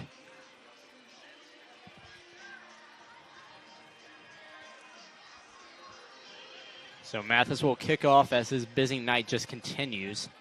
His 8th kickoff of the night about to ensue. So 15 kicks total, seven PAs, and now 8 kickoffs. And with 49 on the scoreboard, that's now the most points the Warriors have scored in the game all season long. They scored 48 against Mooresville, and they have now surpassed that here against Terre Haute North. Mind you, they've passed that with 2.5 quarters, basically. And less than that, less than 2.5, yes. So Mathis to kick off again. High flyer fielded at the 10 by Wyatt. Wyatt shifting his way through that kickoff coverage team, and he's brought down around the 30. Another 20-yard return for Sam Wyatt.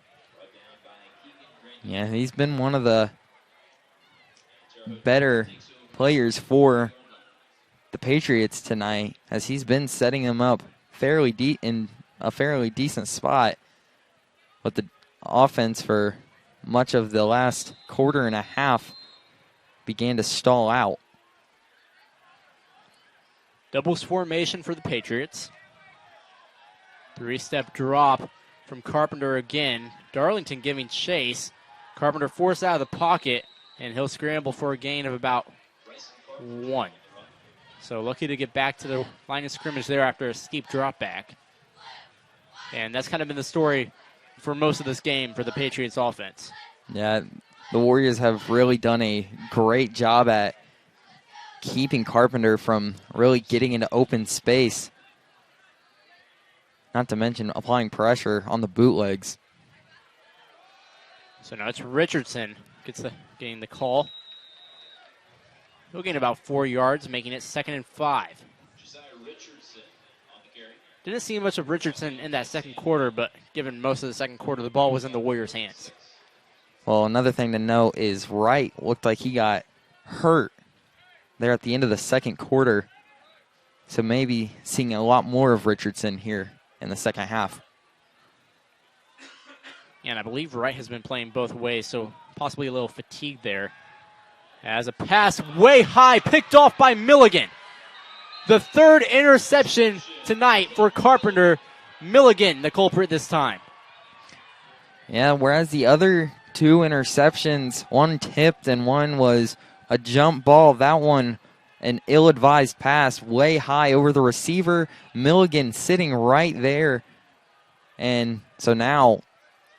And we saw it a couple times earlier. They tried to hit this quick screen. I believe it was to either Waite or I believe Bray, Connor Bray, that they've hit that quick screen to several times. That time it just floated right over their heads and fell right into Milligan's lap.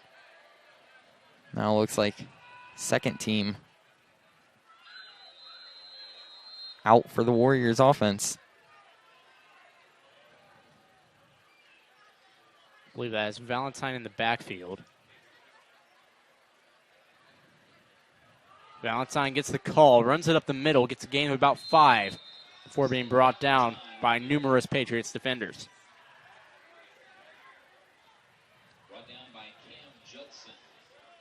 So the Warriors continue running the ball well.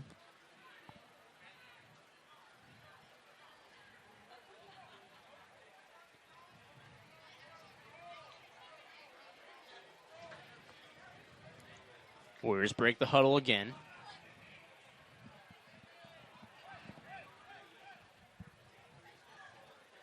Now in the split back formation, Valentine and Oliver in the backfield. They bring Grandinetti in motion. They toss it to Oliver. Oliver around the outside, tiptoe act, and he'll get down to the 25-yard line. And with that second team offense, Oliver kind of had a breakout performance in that fourth quarter against Greenwood, where he ran for 6 carries, 61 yards, over 10 yards a carry against Greenwood. Yeah, Oliver really was running the ball well, had a couple big breaking runs. And, I mean, Oliver has his experience playing as a back. Yeah, he did play, I believe, all 11 games or 10 games last year, pardon me, as a fullback. Handoff to Steele on the sweep. And Steele ran into Oliver that time, who was his lead blocker. It's a gain of about 7 or 8.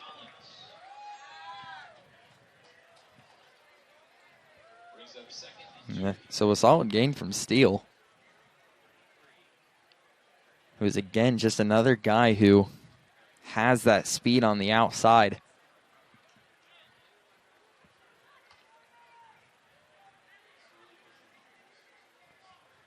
So the rotation now at sweeper, I believe, is just Grandinetti and Steele for the rest of the way. Try to draw the Patriots offside there. And they'll hand it off to Valentine. Valentine weaving his way through traffic.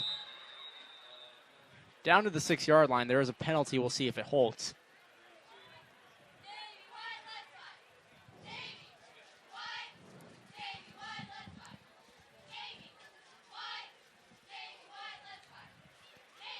So the refs will sort out the penalty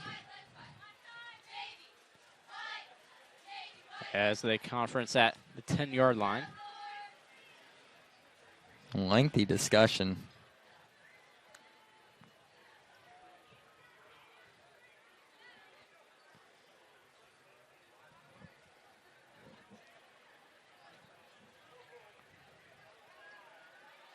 So they're going to call face mask on Terre Haute North. Face mask against the defense.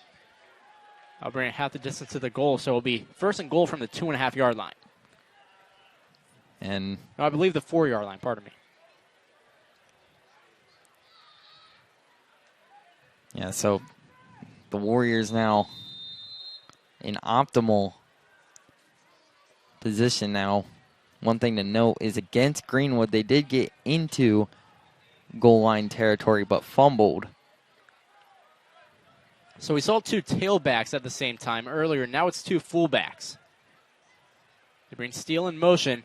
They toss it to Armstrong. Armstrong around the outside, stiff arms, lunges for the goal line. And they're going to give him a touchdown. Devin Armstrong, his first touchdown of the season.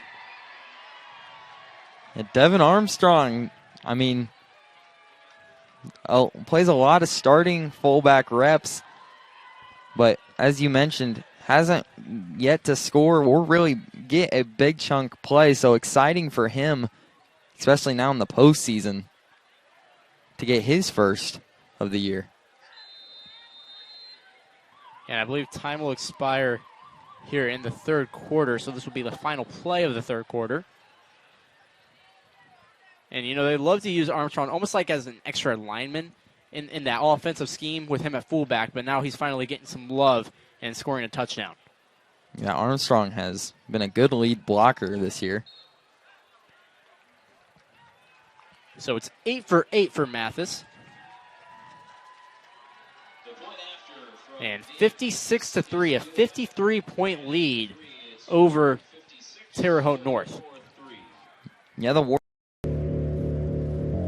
13,000 feet has a way of testing a man's soul. After all, you were never meant to take on such an endeavor. That long drop is what separates human from superhuman. And here we are, right here, right now.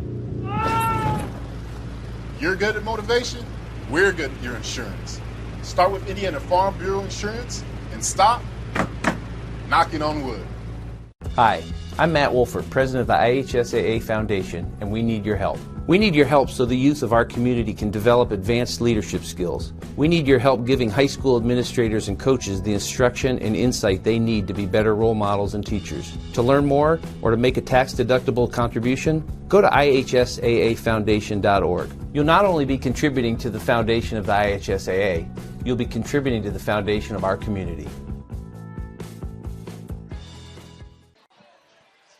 Welcome back to James Slater Field, where the Warriors sailing on a 53-point lead going into this fourth quarter over Terre Haute North. Last touchdown was Devin Armstrong. He had a 4-yard gain, his first touchdown of the season And now David Mathis to kick off once more. Yeah, Armstrong really got to the outside and bull rushed his way in as he had a guy hanging off of him. Now Mathis to kick off again. This one fielded at the 4 by Wire. And Wire stumbles at the 16-yard line. And the offense will trot back out for Terre Haute North, and it looks like Wire slow to get up there. And he'll try to trot off the field. Yeah, that's one of those tough falls, as looked like he potentially rolled on his ankle. Wire, only a freshman for Terre Haute North. However, he has shown a lot of speed, a lot of explosiveness on those kickoff returns so far this evening. And he simply might just be overworked. 2-by-1 set. They motion Wait. And Wait on the sweep. Dragged down, and I believe he fumbled the football. They say the Warriors have it. So Wait fumbles, another turnover for Terre Haute North, their 4th of the game. And so even Wait, Wait has been sure-handed today. He's done everything, basically done everything right. His first mistake, and man. Looks like it was Grandinetti with the strip. And then Chris Parham with the fumble recovery. Grandinetti just punched it out. So now, in great field position for the Warriors. So now in the backfield, Jakari Oliver and Connor Grismer. Steele in at sweeper. They motion Steele. Hand off to Steele. Steele has room to run, and he is dragged down. He'll get enough for a first.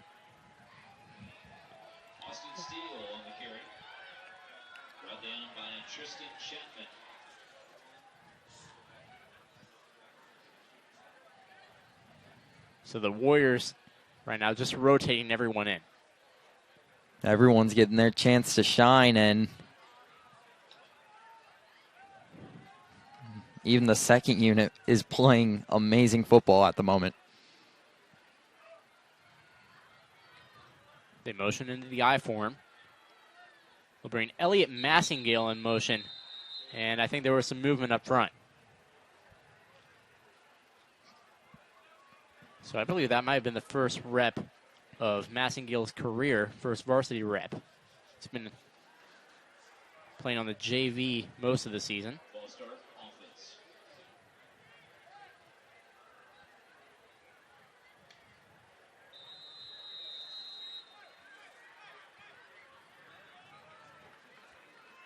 So the backs the Warriors up, 1st and 15.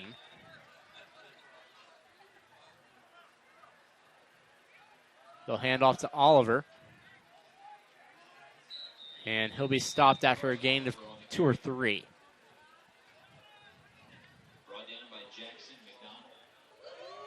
That's one of those things where it's hard to believe that has been the least gain off of a run tonight for the Warriors. Just an astounding rushing game tonight.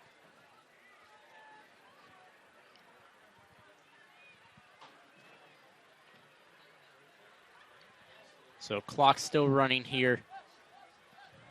About a third of a way through the 4th quarter. They bring Steele in motion. It's a toss to Connor Grismer. Jakari Oliver leading the way. Grismer lunging for the pylon. And he's in. The Warriors break 60. Connor Grismer with his first career touchdown. And I think everyone's getting a little bit of the action here as the blowout ensues. Mathis here to make it an even 60-point lead. Now, there's playing good, there's playing great, and then there's playing like how the Warriors have tonight. Opening night of the postseason for the Warriors, and a 60-point blowout thus far.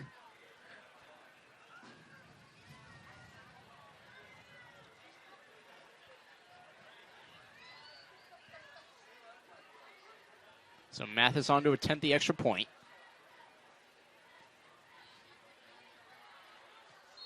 And it's good once again. 63-3. Warriors over Terre Haute North. Not even midway through the fourth quarter. That is just impressive. Regardless of who you're facing, the Warriors have shown out tonight.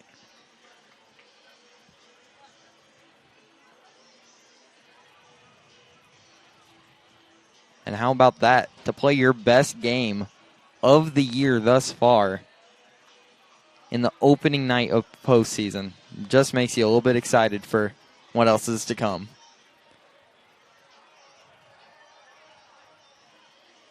So Connor Grismer has mostly been used on the special teams unit, especially on the kickoff team, and he has been a very big factor there. Now finally rushing the ball for the first time this year.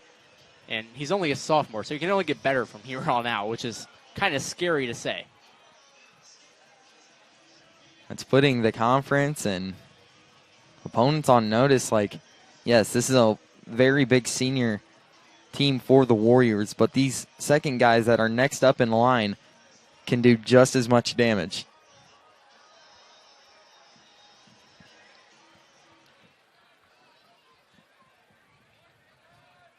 So Mathis to kick off for what will be the 10th time this ball game.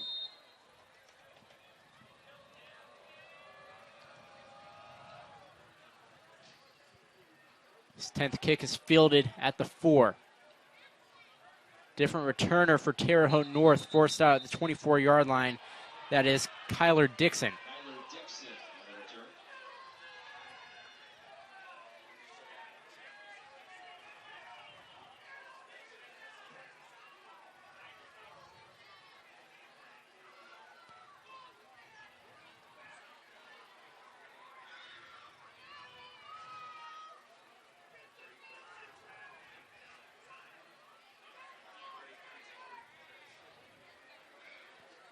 So back out on the field is the Terre Haute North offense. Carpenter still in at quarterback despite the 60-point deficit.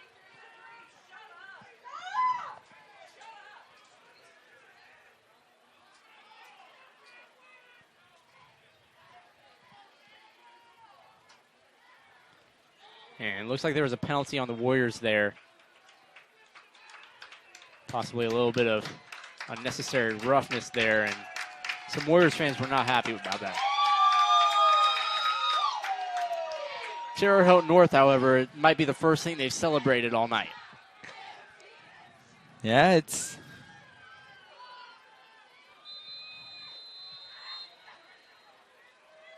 Three receivers to the bottom of the screen. Hand off to Donovan Wright, and he's gashing his way through the second-string defense. Forced out of bounds around the 50-yard line. That was Grandinetti with the stop. So, really the first big thing that's happened for the Patriots from that carry from Wright, who is back in the game. So good to see him not have suffered that big of an injury. Three receivers to the bottom of the screen. Three-step drop from Carpenter. Carpenter scanning.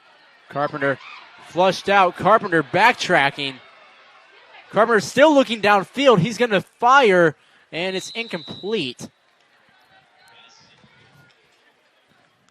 And I think that was a breath of fresh air here in this game, and a sigh of relief for Terre Haute North, as he was about 30 yards behind the line of scrimmage at one point. I was just going to say that Carpenter looked like he ran 30 yards back, as the pressure once again, even with the second unit out, is been thrashing the interior of the line from the Patriots. Yeah, and if you annex the first quarter, then that's really been the story of the game. Carpenter under pressure once again. Sam Allen giving chase that time. Almost had a completed pass, but it was off the hands of Connor Bray. Penalty on the field, however, and this one might be a hold.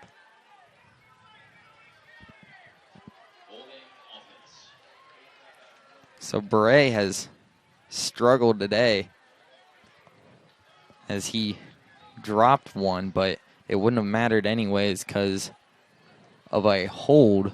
Well, they're going to decline the penalty to bring up 3rd and 10. And that might be the first merciful thing that the Warriors have done all night.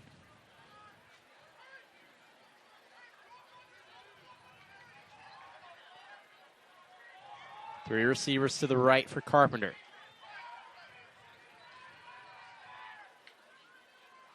Carpenter on the sprint out, scanning the field. Fires, but it's low, intended for Blundell. Kaligbo, the closest corner in coverage. And yeah, it looks like the punt team is going to come out for only the second time so far this game. The other reasons for not scoring turnovers, definitely one. They've had about 5 so far, and just going for it on 4th down and not converting. yeah, it's really has been a struggle even to pin the Warriors back deep. And the punt will bounce straight out of bounds. Well, no, it'll be down to around the 28-yard line, pardon me. Only the second punt of the night. You just look at the score and second punt of the night. That is crazy to believe.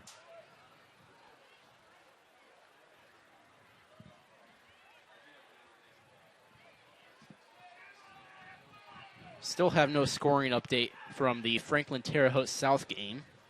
As far as we know, it's still 34-21, South in the lead.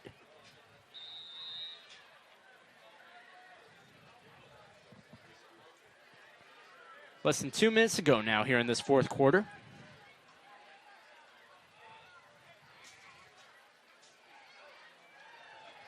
Massingale in motion. And it was an early jump for that Warriors O-line.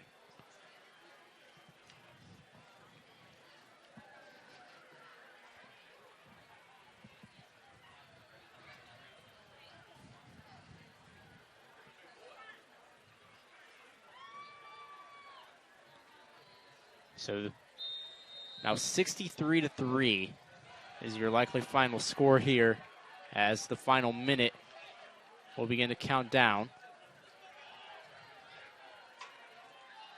And the Warriors will go into victory formation.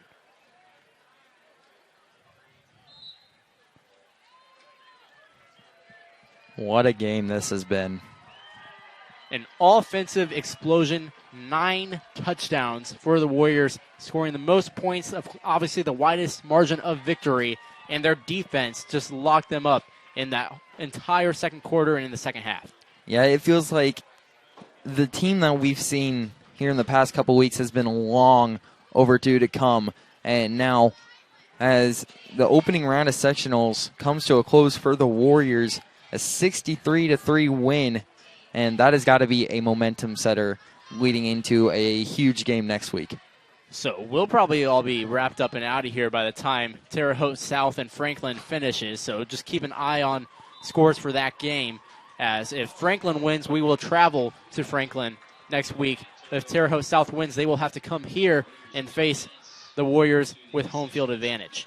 And the crowd, definitely a major factor, as this team has excited them. I mean, you see a defensive performance, offensive performance all around has got to be something to be excited about for Warrior fans. And for Terre Haute North, at least looking from their perspective, It's just a tough way to end the season for them. I mean, they scored 3 points in the final 3 games alone.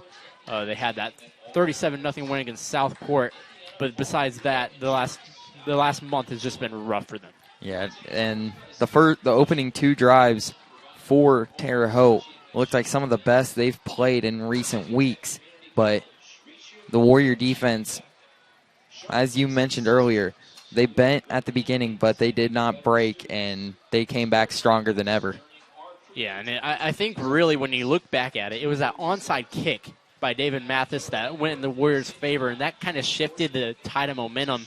The Warriors were then able to go up by 3 scores, and then they went up by 4 scores and 5 scores, et cetera, et cetera. And the Warriors just never let go. Nope. So for our entire broadcast crew, for Dylan Hale along my side, we thank you for watching. I'm Jaden Collins. Good night.